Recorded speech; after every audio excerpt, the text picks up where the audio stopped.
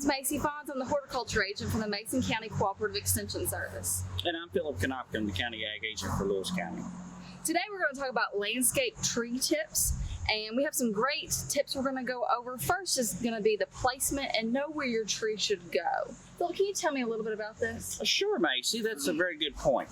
We need to keep some things in mind. So we need to know where our power line comes in, where our telephone line comes in, cable if we have that, some other things that are not able to move. So we want to make sure that we get the trees that are going to be low growing underneath those power lines. We don't want to get into those power lines because we have to come in there and, for lack of a better term, butcher the trees. And it's not good for the trees. It's not good for you, the landowner, or anything like that. So a little bit of planning, drawing it out with a piece of paper, because it's a whole lot easier to move it on that piece of paper with an eraser than it is to dig a hole and remove the tree.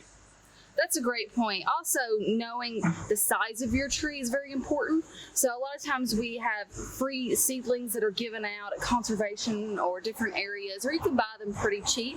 But in many cases, they get monstrous. So in the case of a white pine, they can get up to 60 foot tall. So keep that in mind as you're starting to place them. Like Philip said, they could be that you have a power line come in. Also, keep in mind your home and what you want to do in the future. If you have a sidewalk that you're wanting to put in, you don't want to have your tree too close to that because the roots doesn't have room to expand like it should.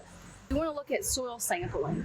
So before you plant your tree, you want to know exactly what type of soil you have. We do recommend taking a sample, and you can go to your local extension office and they can help you with that. But it's going to be able to tell you if you need lime, nitrogen, phosphorus, and potassium. So now we've already did our planning. We know where our lines are. We know where we want to place the tree. We know what trees we want to plant. Fall is probably the best time, wouldn't you agree, Macy, to Yes. put these trees in the ground? Spring is probably my second choice. If you do springtime, make sure you watch it a little closer. Trees require an inch of water per week for several weeks. A lot of times our failures are due to lack of water during the summer heats. So make sure we watch it very closely on that. Mulching is another good tip. That helps conserve water, that helps reduce compaction around the soil. It also reduces what we like to refer to as weed eater disease. A lot of times we like to get carried away with the weed eaters, get right up next to the bark. We chip that bark away and we actually put that tree to a life sentence. We will kill that tree if we take that bark away from it. And mulch can actually save up to 50% of the moisture around the tree. So if you're planting it even in fall or spring, keep that in mind that you probably have to water less, or the tree is going to be able to basically save its own water in many cases. And make sure you use mulch. Don't use fresh wood chips or anything like that. It has to go through a composting cycle to be considered mulch. Otherwise, we can turn the soil very acidic and literally burn the roots right off of our freshly planted tree. Also, another point is pruning. Typically with a lot of our hardwood trees, they're not meant to be pruned on a lot. So what I mean by that is that they should not be topped. And we see this a lot, especially in, for example, Bradford pears. A lot of times people go in and they top the tree. And what happens is water suckers come through and they grow, and it looks like the tree is rounded. It looks great from the outside, but truly it's hurting the tree in the long run. And it's not what you should really do. And really we want to go back to the placement of the tree. So we don't want to top those trees because it's going to harm them in the long run. If you do have to prune, there are some tools to keep in mind. And first is going to be a set of hand pruners.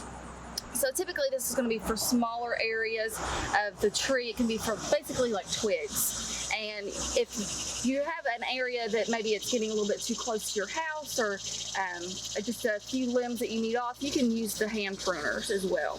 Make sure you take time and sharpen your hand pruners, because a good sharp set of pruners will make your life a lot easier. Also, we have loppers, and this is going to be for some of the larger limbs. So if you're mowing, you can go ahead and we can actually prune out some of these limbs that are lower. Typically, we want to do this when the trees are dormant. But in this case, if you do have to use the loppers, then you want to have this for larger limbs. And we see this a lot, that people have this sap or this type of tar that they cover the cuts with, and it doesn't help any. No, it does not. It actually does the opposite. It actually keeps diseases into the tree and prevents the tree from healing properly.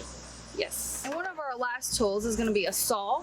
So this is a saw that is meant just for trees. And a lot of times you see this, especially if someone has fruit trees or anything like that. This is for larger branches, and you're not going to saw back and forth, but you pull towards yourself in order to get the larger branches to be cut off. And there are certain ways that you can and should prune your tree and go about so that it is pruned properly and you don't have large portions of a limb just sticking out. And if you do a good job of pruning, you'll come back in several weeks and you should see that tree starting to heal over, and it should look like a zero. Okay, and sometimes it'll look like a C, sometimes it'll look like a backward C, maybe a D or something like that, but it should look like a zero, and that's the perfect cut. So that's going to tell you how to do it, and it's more of an art than it is a science. And that is without using any tar, like we said before. So if you got any questions about trees and placement and landscape tips, just give us a call and visit your local extension office. Thank you.